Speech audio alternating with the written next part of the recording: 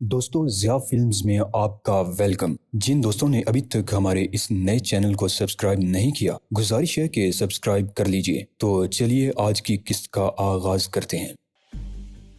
अब मुझे फिक्र लाहिक होने लगी थी कि कहीं वो चिरागुद्दीन की कोठी पर न पहुंच जाए। जहां पुलिस पहुंच गई होगी तो सलामत शाह की लाश के दरियाफ्त से कोहराम बपा होगा। मैंने रिक्शा पकड़ा और सीधा राबिया की कोठी पर पहुंचा। राबिया की कार अंदर पोर्च में खड़ी थी और राबिया लान पर कुर्सी डाले खामोश बैठी किसी सोच में गुम थी। कोठी का रुख मशरिक की जानिब था, चनाचे सरे शाम ही इमारत का साया लान पर फैल जाता था। मुझे देखकर वो मुस्कुराई और मैंने उसे सर तपा जर्द लिबास में देखा जिस पर सुर्ख नीली और गुलाबी शगुफे खिले हुए थे। तो मुझे सरसब्ज गंदम के लहलहाते खेतों में सरसों के फूलों की याद आई। लिबास के रंग का अक्स उसकी सूरत पर महसूस होता था। रंग बड़े नजर फरेब होते हैं। बेदाग सफेद लिबास तहारत, पाकीज़गी और मासूमियत का एहसास जगाते हैं। गहरे सुर्ख रंग हैवानी जज्बात को उभारते हैं, शायद इसलिए कि ये रंगे हिना और लिबास उरूसी का रंग है। नीला रंग फरहत और ताजगी अता करता है तो स्याह रंग हुस्न के जोर और मतानत के तासुर को गहरा करता है। ये मेरे ज़ाती एहसास और तजर्बात की बात थी। जर्द रंग में राबिया मुझे कुछ बीमार और ज्यादा ही उदास लगी। मैं सख्त थका हुआ हूँ और फौरन चाय ना मिली तो पानी पी के गुजारा करूंगा, मैंने दूसरी कुर्सी पर गिर के कहा। वो हंस पड़ी। मैं भी चाय का ही इंतजार कर रही हूँ। तुम कहाँ से आ रहे हो? कब्रिस्तान से, मैंने कहा। फिर मैंने उसे मुख्तसरन बताया कि मैं चिरागुद्दीन से कैसे मिला था। वो हंसती रही। तमाम जिक्र में से मैंने खत की और सलामत शाह की बात को गोल कर दिया। मैंने ये भी बता दिया कि मैं जनाजे में शरीक होने वालों से कैसे राब्ता कायम करूंगा। फिर मैंने मोहसिन के बारे में पूछा और मुझे ये जानकर मायूसी हुई कि वो दोपहर के खाने के लिए आया था मगर 2 बजे एम्बेसडर होटल चला गया था। उसने ये भी बताया था कि मंजर साहिब ने कब्र खुदवाने और पोस्टमार्टम करवाने की दरख्वास्त लगा दी है और शायद इसकी समाअत कल ही हो जाए। एक गवाह अगर मोहब्बत खान हो तो बाकी गवाह मुझे कल ही तलाश कर लेने चाहिए जो अदालत में हाजिर होकर बयान और हल्फनामा दे सके। 2-3 दिन में जब मेडिकल बोर्ड पोस्टमार्टम करेगा तो इन सब को गोरगन के हमरा कब्रिस्तान में मौजूद रहना होगा। मैंने कहा कि इंशाल्लाह कल सुबह मुझे गवाह मिल जाएंगे और मुमकिन है अदालत के जरिए मैं इस डॉक्टर को भी तलब करूं जिसने मेरे वालिद का इलाज और आखिरी बार मुआयना किया था। आखिर कब्रिस्तान के रजिस्टर में ये कैसे लिख दिया गया कि इंतकाल हरकत कल्ब बंद हो जाने के बायस हुआ। फिर मैंने राबिया से कहा कि मैं जल्द अज जल्द होटल पहुंचना चाहता हूं, चुनांचे चाय फिर सही। मैं उस खत के बारे में तफसीलात जानने के लिए सख्त बेचैन था। ये क्या अफरा तफरी है? वो हैरान होके बोली। मोहसिन ऐसे भागा जैसे यहाँ पुलिस छापा मारने वाली है। तुम अभी कह रहे थे कि फौरन चाय न मिली तो पता नहीं क्या हो जाएगा। अब चाय छोड़ के भागना चाहते हो? ऐसी क्या जल्दी है? अच्छा, मैंने हथियार डालने के अंदाज में कहा।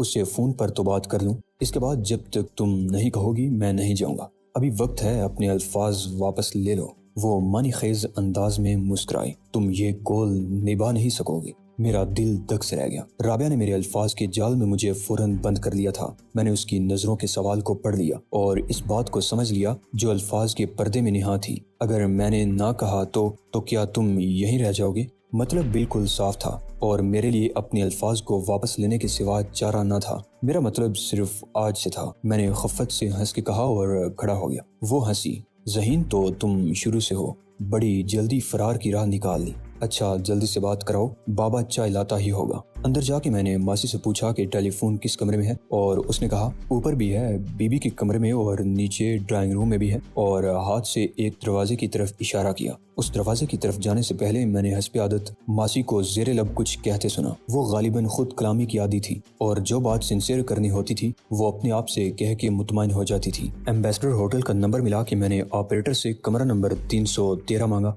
1 मिनट बाद मोहसिन ने हेलो कहा। मोहसिन, मैं सिकंदर बोल रहा हूँ, राबिया के घर से। मैंने कहा, तू होटल क्यों भाग गया? मैंने मुनासिब समझा कि लॉकर रूम से सामान सीधा होटल पहुंचा दूं, राबिया को शक ही ना हो। वो बोला, वो खत मिल गया है ना तुझे? मैंने कहा, नहीं। वो बोला, खत आज की डाक में नहीं था। बाबू पोस्टमैन का ख्याल है कि वो खत देर से पोस्ट किया गया होगा। आज निकलेगा तो कल मिलेगा। तू बता, वहाँ कोई गड़बड़ तो नहीं हुई? नहीं, मैंने सोच कर कहा, ऐसी कोई बात नहीं, जो है वो मैं मुलाकात पर बताऊंगा। अभी आने का इरादा नहीं है क्या? वो बोला, वहाँ क्या कर रहा है तू? राबिया से बातें। मैंने कहा, 100% कानूनी मसाइल पर। इसके बाद मुझे एक डॉक्टर से मिलने जाना है। मैं रात तक आऊंगा। जाहिर है तू कमरे में कैद नहीं रह सकता, तो जामिन रिजवी साहिब से मिलने चला जा, दोनों बातें कर ले। मैं 8 बजे से 9 बजे के दरमियान जरूर आ जाऊंगा। मैंने रिसीवर रखा ही था कि राबिया की आवाज आई। یہ دوسری عہد شکنی ابھی کہا تھا کہ مطلب آج سے تھا۔ آج کا دن 8-9 بجے تو ختم نہیں ہوتا۔ میں نے خفت سے سر کھجایا۔ غلطی ہو گئی، میں بھول گیا تھا کہ عہد ایک وکیلن سے کیا تھا۔ بقول چچا کے بلائے جاں ہے غالب، اس کی ہر بات، عبارت کیا، اشارت کیا، ادا کیا۔ وہ ہنسی۔ چلو اب زیادہ باتیں مت بناؤ، چائے ٹھنڈی ہو رہی ہے۔ اور یہ بات کہتے ہوئے اس کے رخساروں کا رنگ گلابی ہوا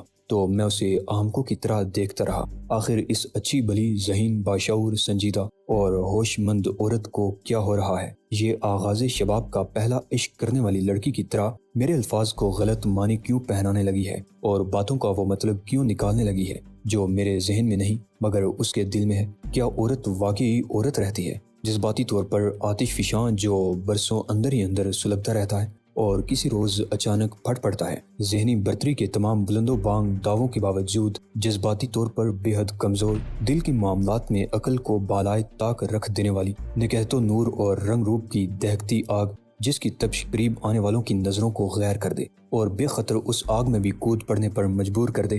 وہ وکیل ہو، ڈاکٹر، انجینئر، جنرل یا خلا نورد، خود سپردگی کے سیلے بے انا میں فقط عورت ہے۔ اس کے ساتھ واپس لان پر لوٹتے ہوئے میں نے سوچا کہ اگر ایسا ہے تو کیا غلط ہے؟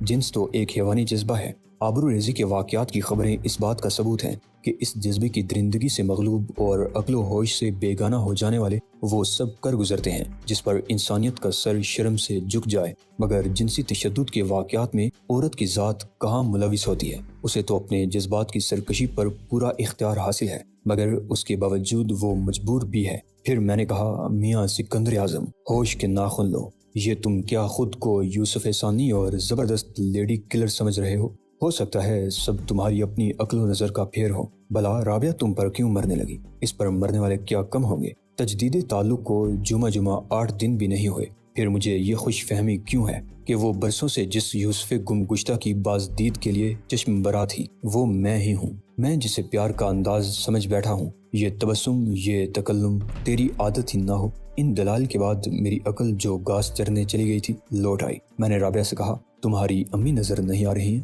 ان کو کبھی کبھی ڈپریشن کا دورہ پڑتا ہے۔ وہ بولی، قنوطیت، مایوسی، بیزاری اور مکمل عدم دلچسپی، یہ سب کیفیات مل کر بھی اس ایک لفظ کا متبادل فراہم نہیں کرتی۔ ڈپریشن کب سے ہے یہ شکایت؟ میں نے رسمن پوچھا۔ اس کی وجوہات تو صرف نفسیاتی ہوتی ہیں۔ ہاں، وہ نفسیاتی وجہ میں ہوں، وہ بولی، اور یہ شکایت انہیں اس وقت سے ہے۔ خیر چھوڑو۔ اس نے چائے کی پیالی میری طرف بڑھائی۔ پوری بات کرتے ہوئے تم کس سے ڈرتی ہو؟ میں نے اسے غور سے دیکھ کر کہا، مجھ سے یا اپنے آپ سے؟ آخر تم ان کے مرض کی وجہ کیوں ہو؟ اس لیے کہ بامحاورہ اردو کے مطابق ابھی تک میرے ہاتھ پیلے نہیں ہوئے۔ وہ اسپاٹ لہجے میں بولی، اگر مرض یہ ہے تو علاج کیا ہے؟ میں نے کہا، تمہیں اچھی طرح معلوم ہے، قصور پھر کس کا ہے؟ ہاں، غور طلب بات یہ ہے کہ قصور پھر کس کا ہے؟ وہ تلخی سے بولی، یہ سوال اکثر عدالت میں اٹھایا جاتا ہے۔ عدالت میں ہر قسم کے کیس آتے ہیں، اغوا اور آبرو ریزی کے بھی، اور ان سب کی پیروی کرتے ہوئے میں صرف وکیل رہ جاتی ہوں۔ بڑی بے شرمی سے میں اپنے موکل کا دفاع کرتی ہوں اور میرے دلائل سن کے مرد دانتوں تلے انگلیاں دبا لیتے ہیں اور بڑی بے حیائی سے ہنستے ہیں اور ایک دوسرے کو فحش اشارے کرتے ہیں۔ لیکن ڈاکٹر اور وکیل کا پیشہ ہی ایسا ہے کہ حقائق کو بے لباس کر کے تلاش کرنا پڑتا ہے اور دوسروں کو بھی دکھانا پڑتا ہے۔ تم نے جو سوال کیا ہے اس میں اپنی موکل میں خود ہوں، اور اپنا کیس تمہاری عدالت میں ایک وکیل کی طرح پیش کروں تو مجھے کہنا ہوگا کہ حضور والا، میں ایک بہت فرما بردار، نیک اور مشرقی ماحول کی پرورد لڑکی تھی جس کی شادی میرے والدین نے روایتی طور پر مجھ سے پوچھے بغیر طے کر دی تھی، اور میں نے ان کے فیصلے کو بلا چون و چرا قبول کیا تھا۔ حالانکہ اس وقت بھی میں وکیل تھی، مگر حقیقت یہ ہے کہ میں نے اپنے ہونے والے شوہر کو دیکھا تک نہ تھا۔ منگنی کے 1 سال بعد میرا نکاح ہوا، پھر دوسرا سال گزر گیا، پھر تیسرا، پھر چوتھا، مگر رخصتی کی نوبت نہ آئی۔ 5ویں سال میں اس نے مجھے طلاق دے دی۔ میں بونجھ کر رہ گیا۔ کیوں؟ اس کا دماغ خراب تھا کیا؟ نہیں مائی لارڈ، وہ بہت ذہین CSP آفیسر تھا۔ اس نے بعد میں بہت ترقی کی۔ اس کا دماغ خراب کیسے ہو سکتا ہے؟ وہ اسی سپاٹ اور تند لہجے میں بولتی گئی۔ مدعیہ کے اس انداز کے متعدد اسباب ہو سکتے ہیں۔ اسے یہ شادی یعنی میری موکلہ پسند نہ تھی۔ اسے میری موکلہ کے کردار کے بارے میں شر انگیز اطلاعات فراہم کی گئی۔ بدخواہوں نے سفلی عمل کے ذریعے علیحدگی کرا دی۔ مدالیہ کسی اور سے عقد کرنے کا خواہشمند تھا، لیکن ان میں سے ایک وجہ صحیح ہوگی۔ میں نے کہا، صحیح وجہ یہ ہے جناب والا کہ مدالیہ شادی کے قابل ہی نہیں تھا۔ اس نے خلا میں گورتے ہوئے کہا، کیونکہ تا اطلاع ثانی اس نے عقد ثانی بھی نہیں کیا ہے۔ ماں باپ کے دباؤ میں آ کے اس نے یہ شادی کی تھی، اور اس وقت وہ ذہنی طور پر اتنا بالغ نہیں تھا کہ اس حقیقت کا اعتراف کر سکتا۔ وہ رخصتی کو ٹالتا رہا، یہاں تک کہ ماں باپ اسی حسرت کو دل میں لیے دنیا سے رخصت ہو گئے۔ پھر اس نے میری موکلا کو طلاق دے دی۔ ویسے وہ شریف آدمی تھا، اس نے بہت جلد مجھے آزاد کر دیا۔ اس نے اپنا لہجہ بدل لیا۔ اس نے کہا کہ ابھی چند روز پہلے میں نے اسے فون کیا تھا، تمہاری ضمانت کے سلسلے میں مجھے اس کے اثر و رسوخ سے کام لینا تھا، اس نے یہ کام کر دیا۔ میں اس انکشاف پر ہکا بکا بیٹھا رہا۔ طلاق کے بعد اس کے بعد میں شادی کے نام سے متنفر ہو گئی۔ وہ بولی، یہ ایک قدرتی رد عمل تھا۔ میرے لیے کئی پیغام آئے جو میں نے مسترد کر دیے، اور اب بھی میں کسی رشتے کو نامنظور کرتی ہوں تو ماں پر ڈپریشن کا دورہ پڑ جاتا ہے۔ کیا آج بھی تم نے کوئی رشتہ نامنظور کیا ہے؟ میں نے ہمت سے کام لے کر پوچھ لیا۔ ہاں، وہ بولی، ماں نے کہا تھا محسن اچھا لڑکا ہے، تمہارا کیا خیال ہے؟ محسن واقعی اچھا لڑکا ہے، میں نے کہا، وہ بہترین رفیق حیات بن سکتا ہے، مجھے معلوم ہے، مگر اس نے کہا میری تو نسبت طے ہو چکی ہے۔ وہ تلخی سے ہنسی۔ اس نے جھوٹ بولا اور وہاں سے بھاگ گیا۔ بتاؤ قصور کس کا ہے؟ میں ایک دم کھڑا ہو گیا۔ رابعہ، میں نے اس کی طرف دیکھے بغیر کہا، میں اب چلتا ہوں، اور وہاں سے بھاگ آیا۔ میں نے بہت احمقانہ سوال کیا تھا کہ قصور کس کا ہے؟ قصور کبھی کسی کا نہیں ہوتا، تقدیر کا بھی نہیں، کیونکہ جو کچھ تقدیر میں ہے وہ ناگزیر ہے اور اٹل ہے۔ رابعہ، اس کی ماں، اس کا سابق شوہر محسن اور میں سب اپنی اپنی مجبوریوں کے باعث قصوروار ہیں۔ کیا میں خود رابعہ کی ماں کا ڈپریشن ختم نہیں کر سکتا تھا؟ لیکن میرے پاس فوزیہ سے جذباتی وابستگی کا عذر تھا۔ محسن کے پاس عذر تھا کہ یہ مسئلہ وہ اپنے والدین، خصوصاً اپنی ڈکٹیٹر ٹائپ ماں کی رضامندی کے بغیر خود طے کرنے کا مجاز نہیں، اور ان کے بارے میں یقین کے ساتھ نہیں کہا جا سکتا تھا کہ وہ رابعہ کی عمر کو اور اس کے پیشے کو توانو کراہن قبول کرتی تو اس لڑکی کو کبھی قبول نہ کرتی جسے شوہر نے گھر بیٹھے بیٹھے طلاق نامہ بھیج دیا ہو۔ شاید سچ بھی ان کے لیے قابل قبول نہ ہوتا، کیونکہ اس معاشرے میں قصوروار صرف عورت ہے۔ رابعہ میں ہوگی کوئی نہ کوئی ایسی خامی، اور بے حیا اب اپنے منہ کی سیاہی اس کی صورت پر ملتی پھرتی ہے، سارے زمانے کی آنکھ میں دھول جھونکنے کے لیے۔ ان کا حتمی فیصلہ ہوتا۔ محسن نے رابعہ کو یقیناً پسند کیا تھا، مگر وصال یار فقط آرزو کی بات نہیں، اس اعتراف حقیقت نے اسے فرار پر مجبور کر دیا۔ مجھے رابعہ پر ترس آیا۔ ترس کھانے کے سوا میں کیا کر سکتا تھا؟ میں نے متعدد عدالتوں میں دوسروں کی مظلومیت کے مقدمات جیتے ہوں گے، حقدار کو اس کا حق دلوایا ہوگا، اور ناانصافی کا مرتکب ہونے والے کو سزا دلوائی ہوگی، مگر خود اپنے حق کی خاطر وہ کسی عدالت میں اپنا مقدمہ نہ لے جا سکی۔ اپنی زندگی کے ساتھ ہونے والی ناانصافی پر کسی کو فریق بنا کے ملزموں کے کٹہرے میں نہ لا سکی۔ مجھے اس کی بزدلانہ بے بسی پر سخت جھنجھلاہٹ محسوس ہوئی۔ وہ کیوں خاموش رہی؟ معاشرتی اقدار کی ان زنجیروں کو توڑ کے اس سی ایس پی آفیسر کا گریبان کیوں نہیں تھاما اور اسے کھینچ کر عدالت تک کیوں نہیں لے گئی؟ اس نے 5 سال کے انتظار کے کرب کا ہر جانا کیوں نہیں وصول کیا؟ اس کو دنیا کے سامنے ننگا کیوں نہیں کیا؟ جس نے اپنی عزت پر جھوٹا پردہ ڈالے رکھنے کے لیے منگنی اور نکاح کا جھوٹا ڈرامہ کیا، اور 5 سال لوگوں کی امیدوں سے، ارمانوں سے اور جذباتوں سے کھیلتا رہا، لوگ جن میں اس کے اپنے ماں باپ، رابعہ اور اس کی ماں سب لوگ شامل تھے۔ شاید رابعہ اپنی ماں کی وجہ سے مجبور تھی، ورنہ کسی گناہ کے بغیر 5 سال کی نظر بندی کے خلاف آواز ضرور اٹھاتی۔ یہی تو مشرقی عورت کا المیہ ہے۔ ہوتی امریکی معاشرے کی کوئی لڑکی تو اسے شوٹ کر دیتی، اور معاشرہ اس فعل کے جواز کو تسلیم کرتا۔ رابعہ کہتی ہے کہ وہ شریف آدمی ہے۔ کون شریف ہے اور کون نہیں ہے؟ اگر اس کی سند دینے والوں کے معیار ہی غلط ہیں تو پھر خود یہ غلطی کیوں کرتی ہے؟ میں نے رابعہ کو بہت سی مروجہ گالیاں دیں، عاقبت نااندیش، بزدل، عورت ذات، فاتر العقل وغیرہ وغیرہ۔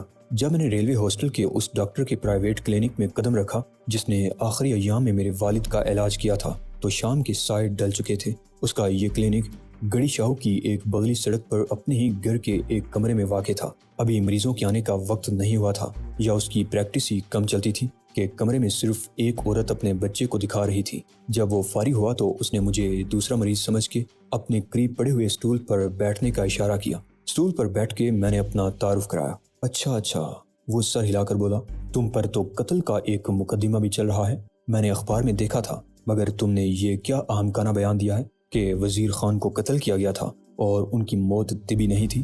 ڈاکٹر صاحب، میں نے سکون سے کہا، عدالت کا فیصلہ ہونے سے قبل کسی مقدمے پر ایسا تبصرہ توہین عدالت کے زمرے میں آتا ہے۔ میں نے لاش نکلوا کے پوسٹ مارٹم کرانے کے لیے درخواست دے دی ہے۔ ابھی یہ طے ہونا باقی ہے کہ میرا خیال احمقانہ تھا یا نہیں۔ اس کے جارحانہ رویے نے مجھے مجبور کر دیا تھا کہ میں بھی شرافت کو بالائے طاق رکھ دوں۔ خیر چھوڑو اس بات کو، یہاں کیوں آئے ہو؟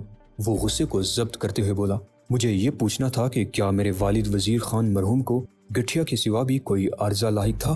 میں نے کہا اگر تھا تو اس کا علاج میں نہیں کر رہا تھا۔ وہ بولا آپ کے خیال میں گٹھیا سے کسی کا ہارٹ فیل ہو سکتا ہے؟ میں نے کہا ہارٹ فیل کسی کا بھی ہو سکتا ہے، گٹھیا کی کوئی شرط نہیں۔ اس نے عمدن اصل بات کے اعتراف سے گریز کیا۔ مجھے ان 1001 اسباب سے سروکار نہیں۔ میں نے سخت لہجہ اختیار کیا۔ مجھے یہ بتاؤ کہ کیا گٹھیا کے باعث کسی کی حرکتیں قلب بند ہو سکتی ہے؟ جہاں تک مجھے معلوم ہوا ہے یہ بیماری بھی ابتدائی مرحلے میں تھی اور وہ خود چل کے آپ کے پاس آتے تھے، میرے پاس نہیں، ریلوے کے ہسپتال۔ وہ طنز سے بولا تمہارے سوال کا جواب ہے کہ نہیں، گٹھیا ہارٹ فیل ہونے کا سبب نہیں بن سکتا۔ ان کے انتقال کے بعد آپ ہی ان کو دیکھنے گئے تھے، آپ کے خیال میں ان کی موت کا سبب کیا تھا؟ میں نے کوئی رائے نہیں دی تھی۔ موت کو 2 گھنٹے ہو چکے تھے۔ قبرستان میں یعنی لاہور میونسپل کارپوریشن کے دفتر پیدائش و اموات کے ریکارڈ پر موت کا سبب ہارٹ فیل درج ہے۔ وہ میں نے نہیں لکھا، اس کا کوئی ثبوت نہیں، اس بات کے گواہ موجود ہیں۔ میں نے اسے یاد دلایا ہو سکتا ہے تمہیں عدالت میں وضاحت کرنی پڑے، جب وقت آئے گا تو میں عدالت کو جواب دے لوں گا۔ وہ چراغ پا ہو کے بولا تم کون ہوتے ہو مجھے دھمکی دینے والے؟ Get out. میں نے اس کی گردن دبوچ لی۔ میں مرنے والے کا وارث ہوں، اس کا بیٹا۔ اس نے ایک جھٹکے سے اپنی گردن چھڑا لی۔ تم ایک قاتل ہو اور بدماش، اس نے ہانپتے ہوئے کہا اور ٹیلی فون کی طرف ہاتھ بڑھایا۔ میں ابھی پولیس کو فون کرتا ہوں، میرے کلینک میں آ کے غنڈہ کر دی۔